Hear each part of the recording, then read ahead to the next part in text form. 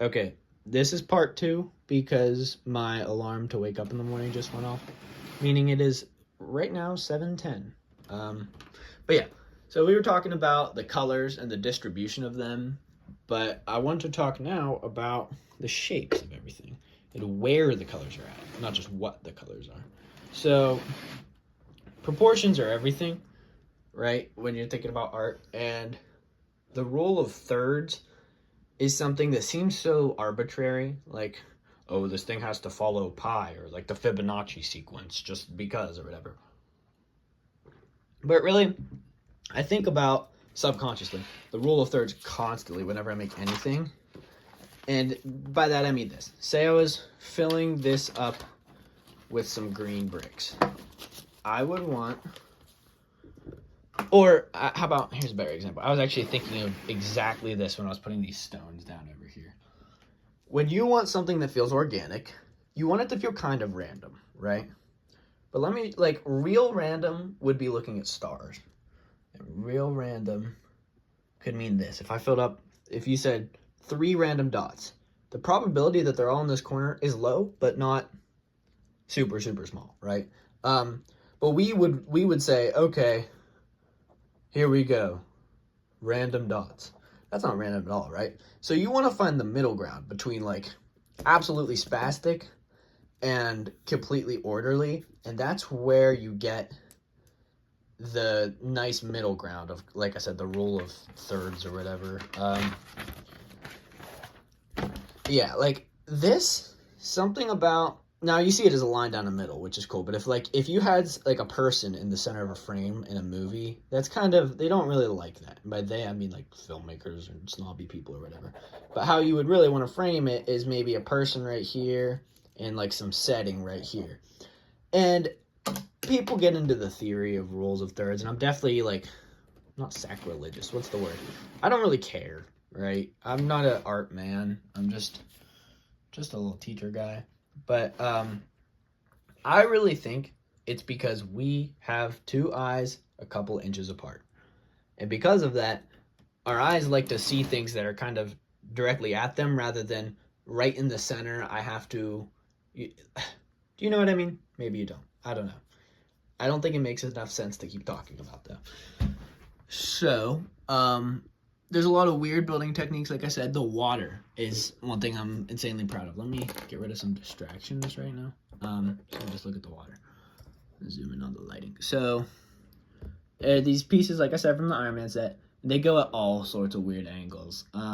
It started with this, just this little overhang, and I was like, oh, maybe I could put McTaggart's little place down there. And it was a combination of those translucent pieces, and I wanted to show motion, right? You don't want the water to look like it's completely still. Maybe I did down here, but, or even so, there's like these tiny little clear things hitting up against the rocks. But yeah, I wanted to make it look like it was falling, right? And to make it look like it was falling, I used this little chain because it adds lots of little points of like white, like lighter values, right? Because putting them striped on here was a really cool idea because, you know, if you were to paint raindrops or draw raindrops or something, you'd draw them like this, right? You wouldn't draw, here's a raindrop, here's a raindrop, here's a raindrop, right? We see the motion as this vertical motion. And that's where I really took advantage of all of those weird, strange panels. Maybe I can still move this light. There we go, that's a little better.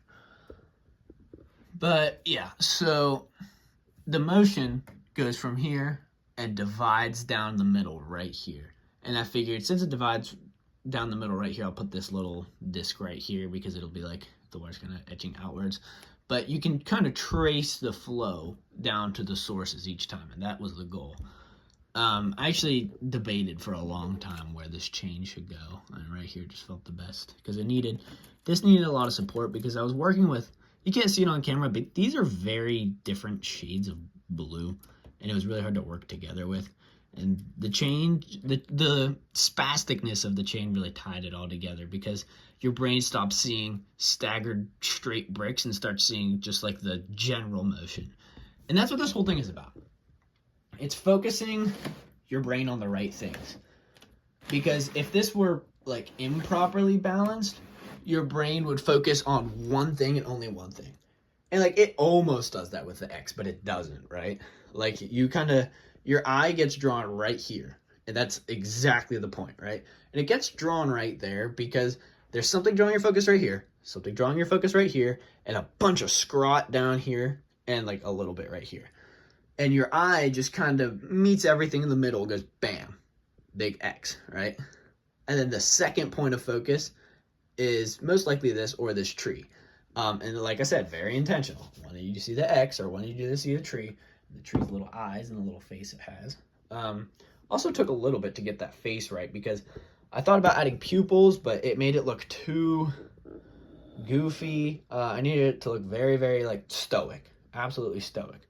Not like the trees in Lord of the Rings, but more like how you would see an oak tree in real life if you imagined it had a face.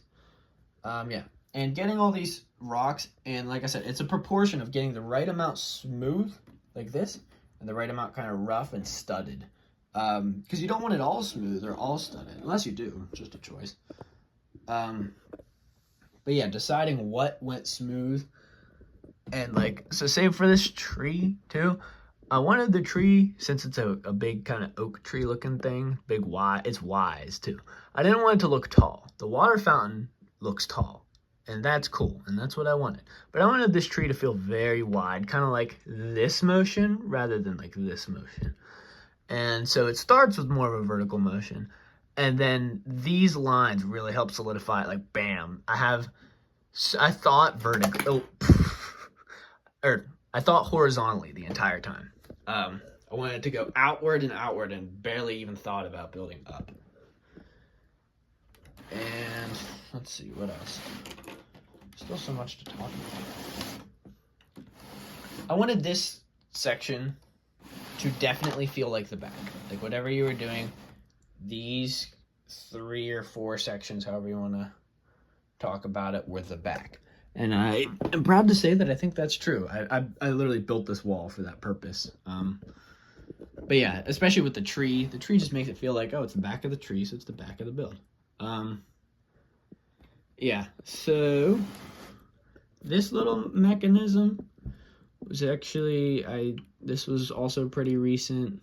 Progress, I'll find, maybe you'll find, on a build or anything you do in your life, tends to kind of go exponentially, right? The first stages of something, here's a little graph.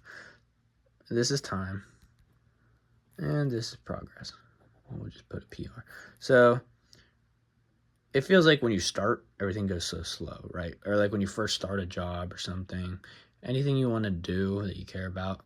And then as you go, it feels like, phew, like it was a race for me the last second, staying up all night. But before that, there were like probably 3 weeks where I was just like, toying around with stuff, seeing what might work, seeing what wouldn't work. And like having the patience to follow something through means with all this time that is kind of painstaking, and right here you get really tired. Right here you get rewarded, right? And you get to see yourself finish the job. And getting good at finishing jobs is something that's really, really valuable as someone who's a creative person. It makes you really happy. Yeah, you can't really see too well inside this whole shindig here, but it's a little throne room with some chains and like a little chandelier. But I also wanted this thing to also be a cohesive thing, so not just like a cover up for Mr. Sinister.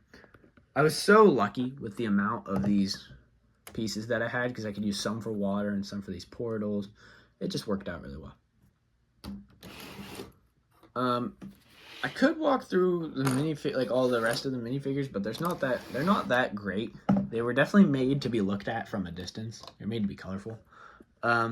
This is Colossus. If you know Colossus, he's made of metal. And it's kind of close, but he doesn't have a face, right?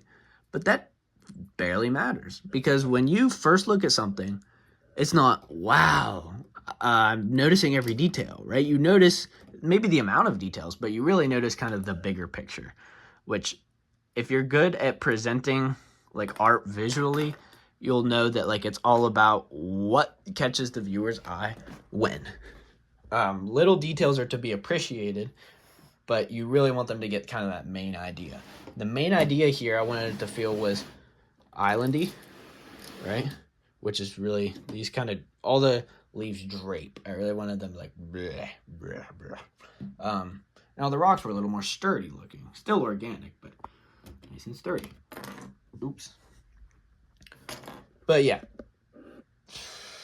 I think that might be about it, or I might go on and on and on and on, but I'm really, really proud of this. There were so many moments in my days this summer where I'd be like, man, I just can't wait to go home and build Legos. I'd build Legos and listen to Jacob Collier talk on YouTube about whatever he saw fit to talk about. He's a pretty interesting guy. Yeah, in like what sections I got to represent of the comics. Like there were a couple things that I missed, but barely any. Like I'm trying to think of some right now that I missed. I'm just gonna kind of walk around while I talk so you can get it all. I'm trying to think of sections that I missed that like I wanted to do but couldn't. And there really wasn't any that I could think of right now. Maybe some kind of like lab or something. No, because I got all this. Yeah, I don't know. I think I got it pretty good. Like I said, around 3,000 pieces. I really never built something like this before. I'd always build mechanical things because when I was little, we had little Technic sets, right? But yeah, the machines in Forge. I didn't even build a Forge character. I just have Beast running around doing 4 things at once. It was also difficult kind of choosing which characters to make because a lot of these were just made out of scrap Marvel characters I had. Because I pretty much only have Marvel Lego minifigures. But I made the ones that were mostly on this console and could serve a function in here too. And I think I'm kind of running out of things to talk about. Like I said, the way to get these natural angles was just using hinge pieces. Like this is a hinge kind of buried down there. Like I said, this is a hinge.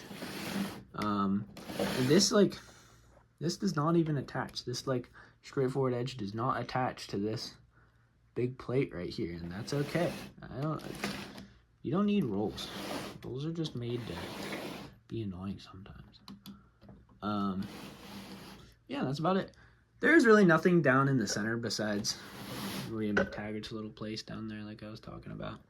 And this tree, I really showed you, there's just a hole. There's nothing there. I really ran out of green to use. But yeah, I'm guessing it's about 8 in the morning right now, and the band's gonna start very soon, and that's never gonna stop, so I'm going to leave you to it. But yeah, thanks for checking out my